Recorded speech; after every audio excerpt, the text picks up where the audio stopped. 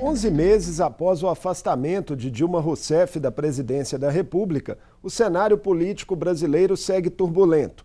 A Lava Jato mantém integrantes do governo e da oposição na mira. O presidente Michel Temer ainda corre risco de ser cassado pela Justiça Eleitoral e tenta mostrar força no Congresso.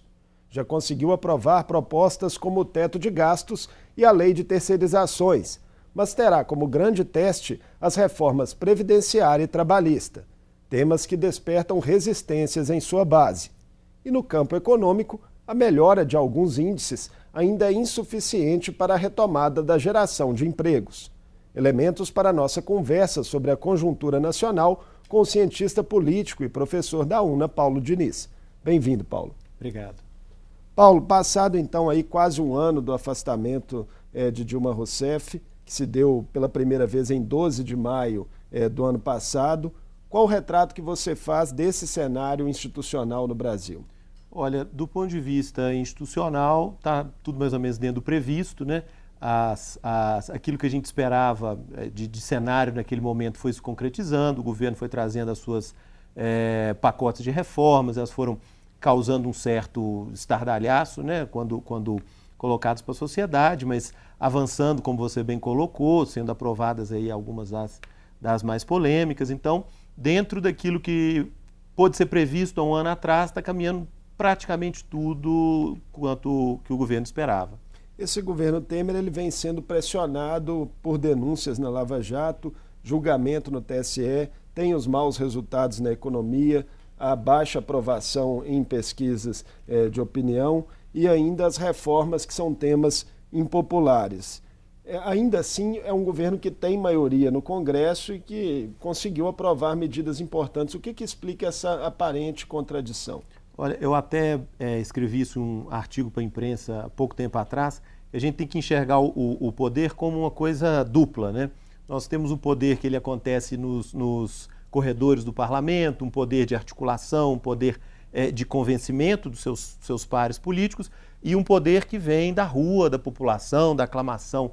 O presidente Temer ele tem bastante do poder, que eu digo um poder interno, um poder de articulação, mas ele tem pouquíssimo, e desde o início do seu governo até agora, pouquíssimo poder junto à população. Isso explica a forma como ele tem conseguido passar as propostas de interesse dele, porque ele sabe como o parlamentar pensa, ele sabe como o parlamento funciona, conhece o regimento muito bem, ele sabe os interesses daqueles que ele vai negociar. Então, ele consegue fazer com que o Congresso, o lado institucional, funcione muito bem do jeito que ele quer, mesmo tendo índices de popularidade baixíssimos, né? Porque são coisas que não necessariamente se comunicam. O caso dele é um extremo de possuir muito um tipo de poder e não outro. Falta um pouco de carisma também, até de habilidade para se colocar publicamente, né? Por diversas vezes nesse período ele deu declarações que renderam muitas críticas, né? Sim, isso é típico mesmo de quem teve uma carreira eleitoral muito focada para um grupo muito específico, né? Ele tinha lá o eleitorado dele em São Paulo, que o reelegia continuamente e não precisava falar nada diferente, não precisava agradar um grande público, não precisava falar para o Brasil inteiro, só mesmo para aquele grupo ali de mais ou menos uns 100 mil eleitores que o elegia e reelegia a cada 4 anos. Eu percebo muito claramente uma falta de preparo para falar para o Brasil inteiro e de conversar com a população, um público bem mais diversificado. Um exemplo claro foi no Dia Internacional da Mulher, né, quando ele deu declarações que soaram como machistas. Isso, inclusive eu achei interessante algumas pessoas comentando que foi um ato falho. Não, muito pelo contrário, eu acho que aquilo refletia realmente o pensamento dele e de um grupo representativo, né, do eleitorado dele. Alguns articulistas ainda chegam a levantar a possibilidade de queda do governo, até tendo em vista o processo que corre no TSE. O senhor considera esse risco real? Olha, ao que parece do ponto de vista jurídico e legal, isso é bastante provável. Mas eu acho pouco possível que isso aconteça porque tem sido muito abordada a questão da estabilidade, né?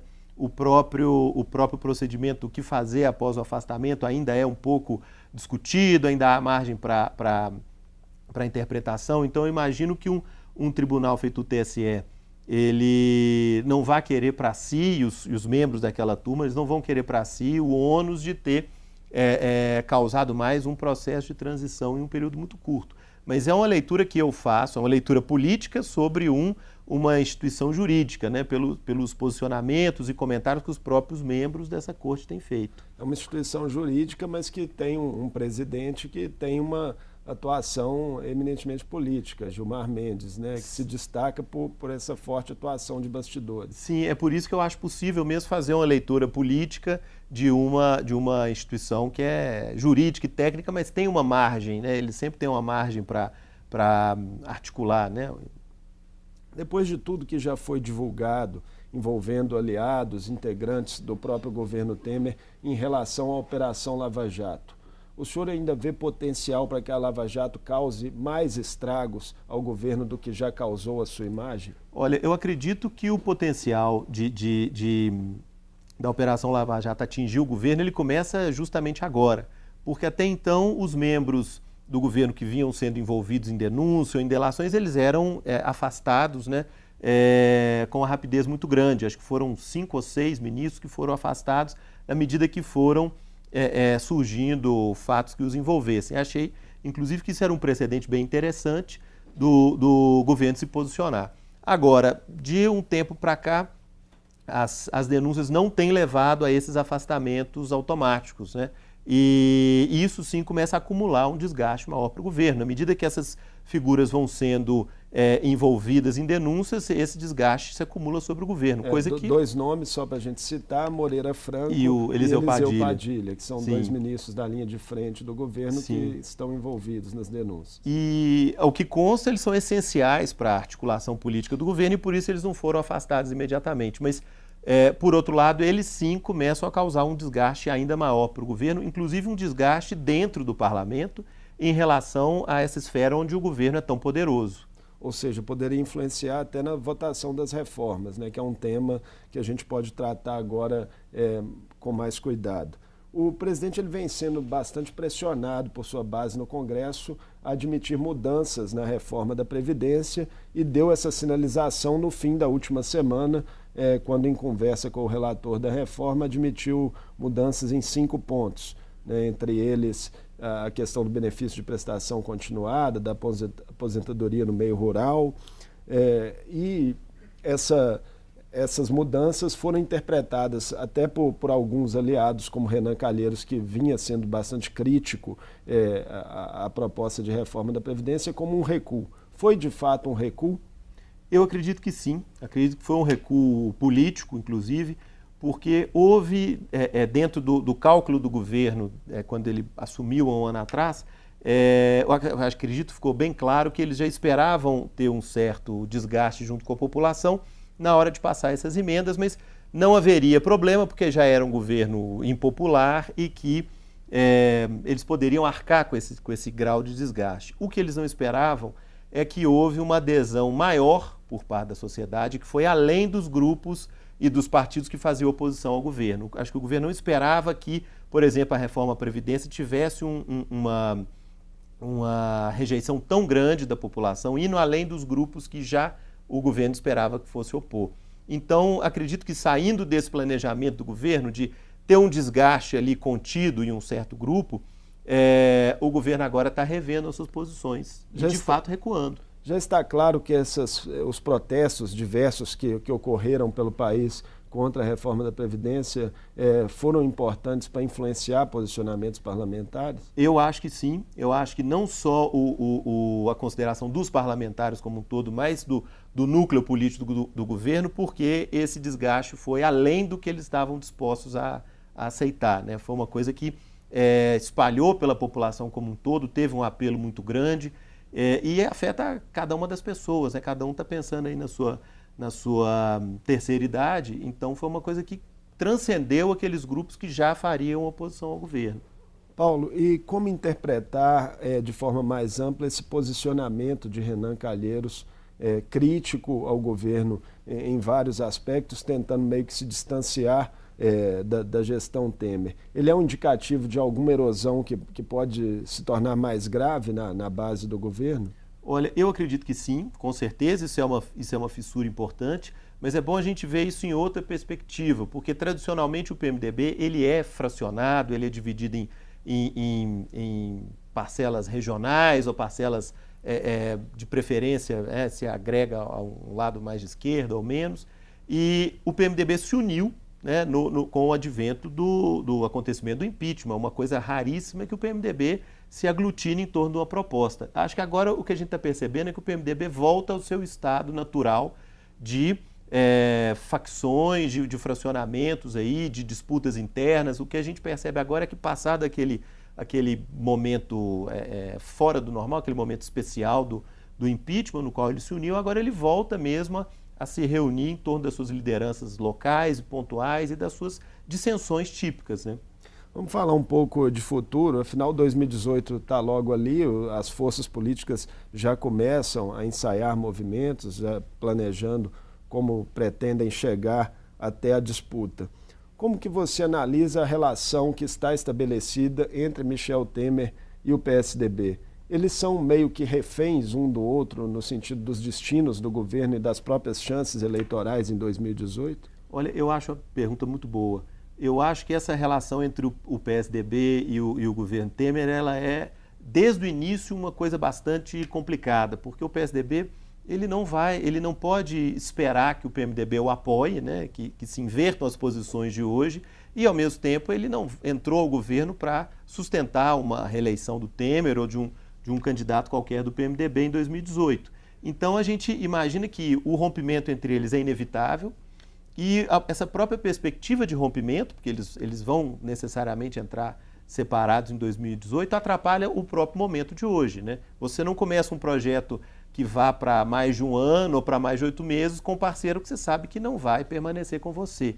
Então, eu acho que é uma relação de um incômodo constante entre os dois que estão juntos hoje porque qualquer outra opção seria pior. E no campo da oposição, você acredita que a reforma da Previdência, essas pautas impopulares do governo Temer, elas deram um novo fôlego para a esquerda, no sentido de se reorganizar, de tentar chegar com bandeiras mais claras junto da população no ano que vem? Bom, eu acho interessante o seguinte, com certeza esses novos temas deram sim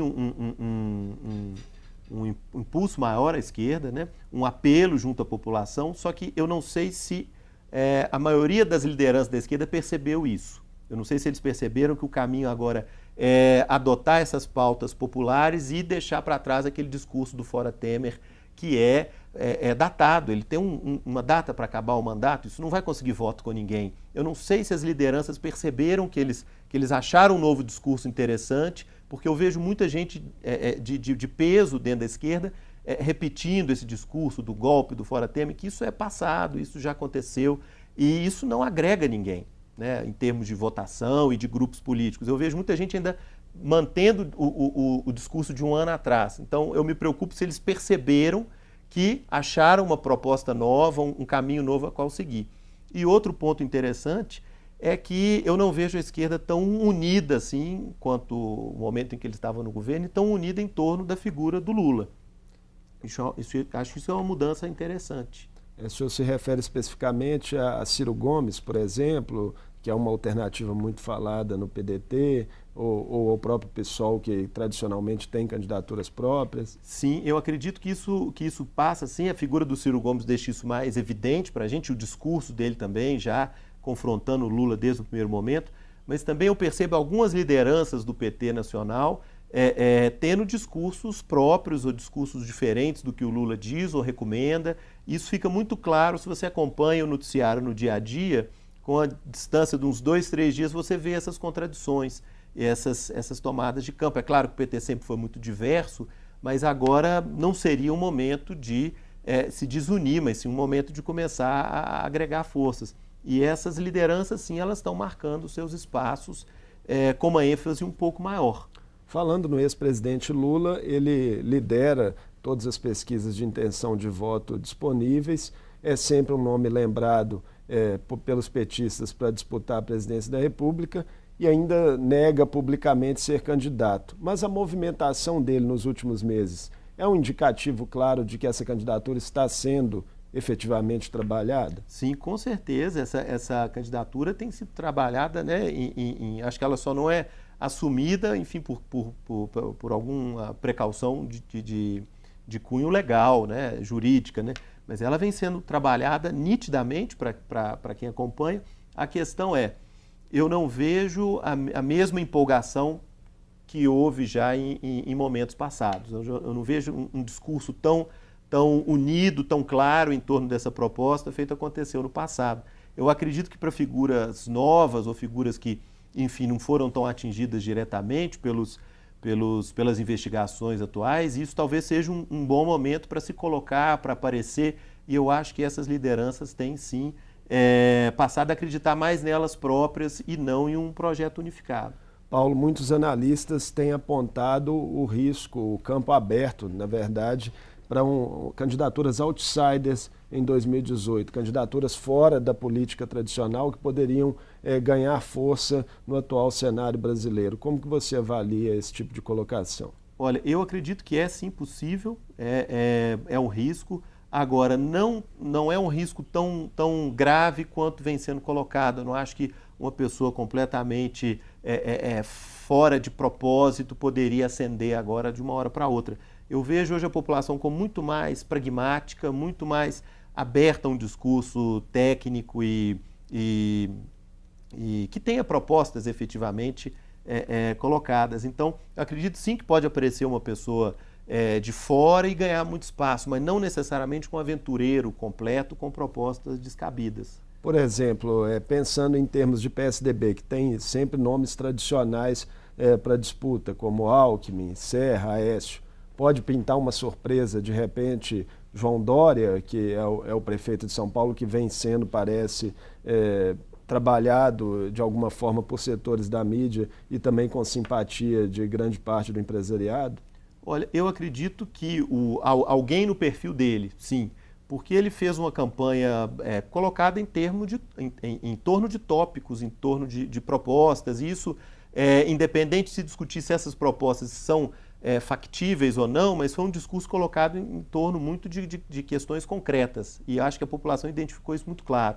Agora, não acho que especificamente a pessoa dele vá concorrer, porque ele não vai ter nem 2 anos de mandato, ele não acho que ele entraria num cálculo desse, de largar mais da metade do mandato dele para partir para um risco tão grande, mas alguém no perfil dele, novo, fora dos circuitos tradicionais, mas sim colocado em torno de propostas e não em torno tanto assim de ideologias e de bandeiras assim que se desgastaram muito nos últimos anos. Professor Paulo, além, né, dessas questões eleitorais que já ocupam, né, o cenário brasileiro, há também nesse momento estranhamentos institucionais. Além de aprovar os principais projetos enviados pelo governo até agora, o Congresso tem explicitado um certo mal-estar com o Judiciário e o Ministério Público, né? Isso se nota na discussão de projetos como a punição ao abuso de autoridade e o fim do foro privilegiado. Se o Congresso caminhar para aprovar essas propostas, pode ser uma virada nesse jogo da forma como ele está colocado hoje? Olha, como você bem colocou, as tentativas de se revidar ao que está acontecendo no Judiciário e no Ministério Público, elas são muitas. Mas o que eu acho que, via de regra, a gente tem que perceber pela primeira vez em muito tempo, o Congresso Nacional e a classe política, né, como um todo, ela sem um norte, ela sem uma bússola muito clara sobre como comportar para lidar com as situações que estão aparecendo. A impressão que eu tenho é justamente essa.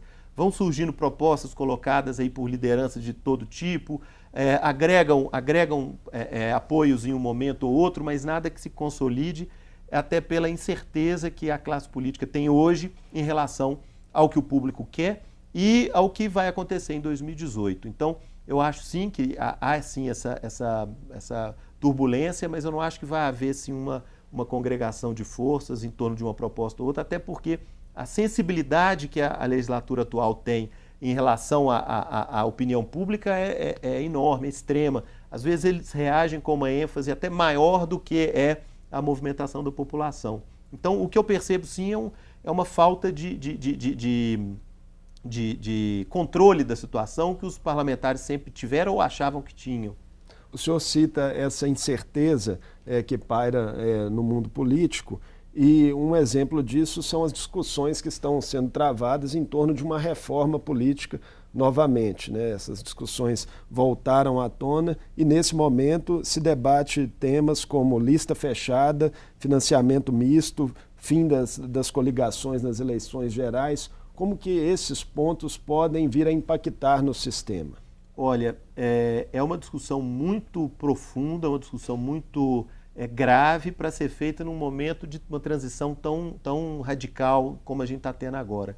Eu me preocupo com o que vai sair dessas discussões, com o que vai acabar sendo aprovado ao final das contas, mas eu acho que, por exemplo, a proposta feita da lista fechada, ela não deve passar, eu me arrisco aqui a fazer uma previsão, ela não deve passar porque a grande maioria dos deputados, o baixo clero, aqueles que não têm acesso à imprensa para se colocar publicamente, eles sabem a maneira como eles fazem campanha, eles sabem que eles têm a liberdade para trabalhar dentro de um estado inteiro, para fazer a campanha de uma maneira mais livre, e se eles ficassem, por exemplo, restritos a um distrito ou à organização de uma lista partidária fechada, isso ia restringir a possibilidade que eles têm de fazer campanha e de buscar apoios, né? Então, acredito que uma certeza é a forma como eles correm atrás do voto da população e eles não vão querer abrir mão disso por algo incerto, né? Ainda mais em um momento de transição como esse. Mas, em geral, o momento é perigoso para esse tipo de mudança. Na última semana saiu uma notícia até certo ponto curiosa de que as fundações de estudos do PT e do PSDB estavam planejando um seminário conjunto no sentido de se discutir alternativas mesmo para o futuro do sistema político no Brasil. Isso é uma sinalização de que os partidos tradicionais estão, digamos, assustados com a má imagem da política em geral que a população tem? Eu acho que, com certeza, né, o brasileiro, historicamente, ele tem uma imagem ruim dos políticos e isso agora chegou a níveis estratosféricos. Agora, eu acredito que essa discussão vai muito mais no sentido de esclarecer propostas do tipo institucional, algo mais, publicizar mais as propostas de reforma de sistema eleitoral e, dessa maneira, enfim, tentar alavancar medidas que fortalecem a estrutura do partido, como a lista fechada, por exemplo. Acho que os partidos grandes e tradicionais ganham com a boa parte dessas medidas e os menores tendem muito a perder. Então, acho que é uma agenda no sentido institucional, né, de fortalecer os partidos. Todo mundo, cada um a seu modo, tentando se mexer para 2018. Né? Sim, e sem ter uma noção de direção. Eu até estava comentando hoje mais cedo que é bom para quem assiste esse jogo, para quem gosta de política, quem gosta de acompanhar. É muito interessante a gente perceber os atores, as lideranças, sem aquele porto seguro que eles costumavam ter e sem fazer a política daquele jeito tradicional. Eles estão tendo que perceber mais a população, eles estão tendo que se articular de formas novas, institucionais ou seja qual for. É muito interessante para quem acompanha a política agora, para quem gosta, e para quem não gosta é o melhor momento que a gente tem para passar a acompanhar. Paulo, o papo foi bom, passou rápido, muito obrigado mais uma vez por sua participação conosco aqui no Mundo Político. Eu que agradeço. Eu conversei com o professor e cientista político da UNA, Paulo Diniz. Nosso assunto foi o cenário político brasileiro, quase um ano após o afastamento da ex-presidente Dilma Rousseff. O Mundo Político fica por aqui. Obrigado por nos acompanhar e até o próximo programa.